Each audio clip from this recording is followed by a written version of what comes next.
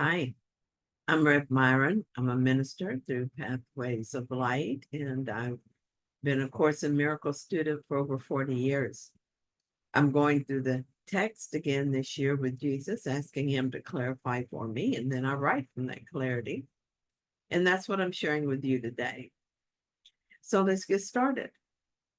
We're reading from A Course in Miracles, Chapter 12, Section 2, The Way to Remember God. And we're going to read the last paragraphs, 7 through 10. We're reading several paragraphs today, not because there's not very much in it. There's just not very much for me to say about it. I love these paragraphs. So let's look at paragraph 7. A little while and you will see me, for I am not hidden because you are hiding. I will awaken you as surely as I awaken myself, for I awoke for you. In my resurrection is your release. Our mission is to escape from crucifixion, not from redemption. Trust in my help, for I did not walk alone, and I will walk with you as our Father walked with me. Do you not know that I walked with him in peace? And does not that mean that peace goes with us on the journey? I mean, isn't that just absolutely beautiful to think of? I read, I will awaken you as surely as I awaken myself. And I just sat and cried a while. It was tears of joy, but also tears of longing. It's kind of a mixed bag, but that is where I am right now, kind of mixed up. I know what I never knew before, but I also become confused now. I also cry tears of gratitude that I cannot stay in this mixed up place forever because I do not walk this path alone. Jesus is very real to me now. I know that on some level I've not reached yet. This is not exactly accurate. He is me and I am him, and we are not separate in any way, nor are we separate from God. But right here, right now, in this place and state in which I know myself, Jesus is my brother, and I walk with him in complete trust. I turn to him in my fear and my guilt and my confusion. And just as he promised, he takes my hand and walks me through it.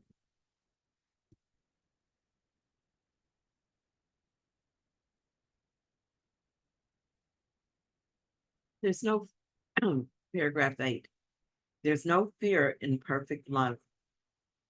We will but be making perfect to you what is already perfect in you. You do not fear the unknown, but the known. You will not fail in your mission because I did not fail in mine. Give me but a little trust in the name of the complete trust I have in you, and we will easily accomplish the goal of perfection together. For perfection is and cannot be denied. To deny the denial of perfection is not so difficult as to deny truth. And what we can accomplish together will be believed when you see it as accomplished. What I understand from this paragraph is that I am perfect, and all that is being done now through the study and through my acceptance is that I'm choosing to know this perfection.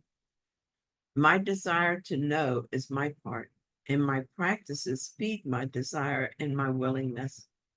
I cannot fail in my mission to awaken because Jesus did not fail in his. What is accomplished through him is accomplished in us all. This is done. All that's left is that I accept that it is done through my desire that it be done and through my willingness for it to be done. So I continue to do the lessons and to read the text, to allow the Holy Spirit to heal my mind. I continue to be vigilant for my thoughts and willing to be corrected when they are not in alignment with the truth. And I continue to do these things as long as is needed until perfection is seen as accomplished. I trust Jesus, and in that trust, I have come to trust myself as well.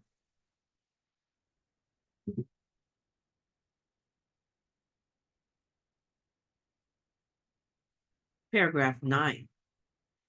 You who have tried to banish love have not succeeded, but you who choose to banish fear must succeed. The Lord is with you, but you know it not. Yet your Redeemer liveth and abideth in you in the peace out of which he was created. Would you not exchange this awareness for the awareness of fear? When we have overcome fear, not by hiding it, not by minimizing it, and not by denying its full import in any way, this is what you will really see. You cannot lay aside the obstacles to real vision without looking upon them, for to lay them aside means to judge against. If you will look, the Holy Spirit will judge, and he will judge truly. Yet he cannot shine away what you keep hidden, for you have not offered it to him, and he cannot take it from you. As Jesus tells us often, we're only pretending to abandon love because it cannot be done. What can and must be done is that we abandon fear. We will do that because the Lord is with us. We can be aware of this rather than aware of fear. The way we do this is simple. We overcome fear when we stop hiding, denying, and minimizing. Trying to use the ego mind to rid ourselves of it in some way is how we keep it. We must give our fear thoughts to the Holy Spirit to judge for us, and he will always judge them as false.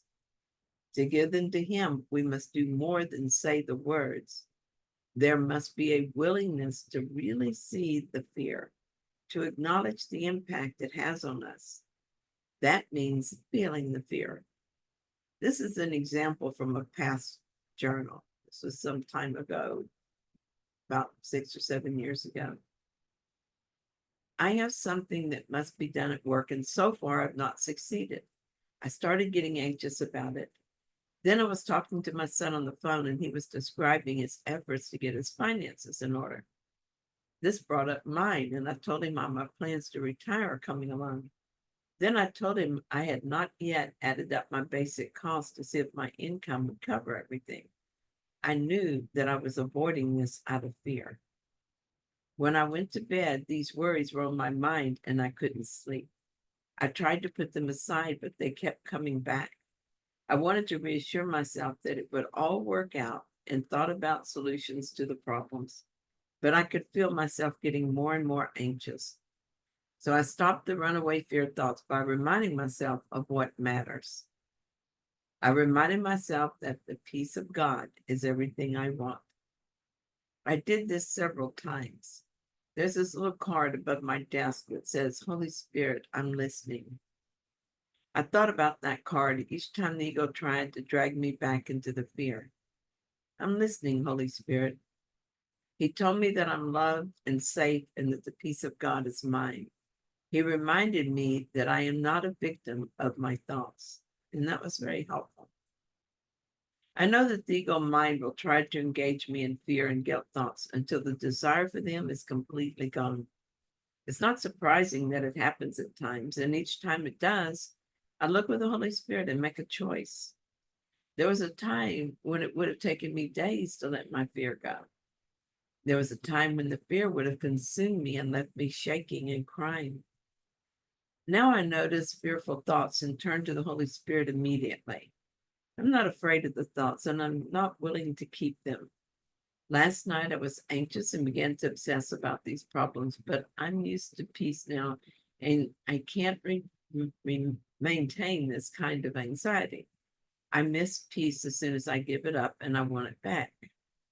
Yes, sitting in fear was uncomfortable, but I can't give it up unless I look at it with the Spirit, feel it, and acknowledge its effects on me. By doing that, I can then truly decide if I want to keep it or let it go.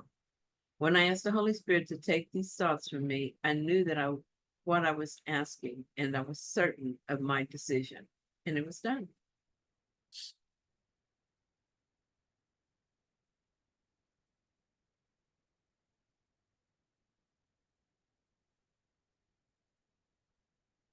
We're therefore embarking on an organized, this is paragraph 10, we're therefore embarking on an organized, well-structured, and carefully planned program aimed at learning how to offer to the Holy Spirit everything you do not want. He knows what to do with it. You do not understand how to use what he knows. Whatever is given him is not, that is not of God, is gone. Yet you must look at it yourself in perfect willingness, for otherwise his knowledge remains useless to you. Surely he will not fail to help you, since help is his only purpose.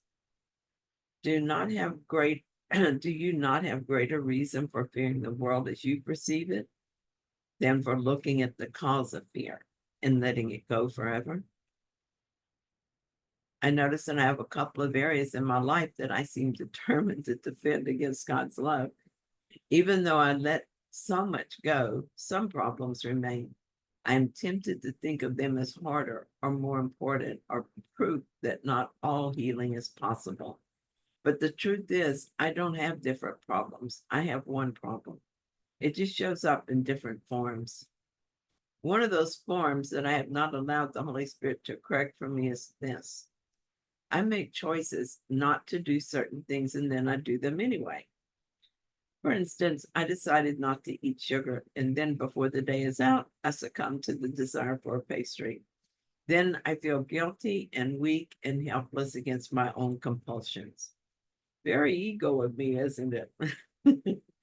And that is the point. The only problem I have is that I think I separated myself from God. That belief makes itself known in the world of time and space as a situation in which I seem to prove over and over that I cannot be part of God because, obviously, I am weak and helpless. Failing to stop eating sugar is just a representation of the desire to remain separate. Eating or not eating sugar is not in itself important in any way. It is just a symbol of my fear of love and my determination to keep it blunt. When I fail to live up to a commitment I make, the guilt builds for a while, and then one day I feel depressed about it. I feel hopeless as well as helpless. I think I will never do this, and that even the Holy Spirit has given up on me. And the endless, disheartening cycle continues. Fortunately, while my mind is still split, I'm more in touch with the right mind than I used to be. So I don't let myself get sucked down into this scary place for too long before I make another choice. I long for this cycle to be completely broken, and I know it will, just as other projections have been healed. I'm reminded that a characteristic of God's teachers is patience. So I rest in God for a moment and let my soul be soothed and comforted. I embrace patience, knowing this too shall pass, and there is no possibility of failure, so I can indeed afford to be patient.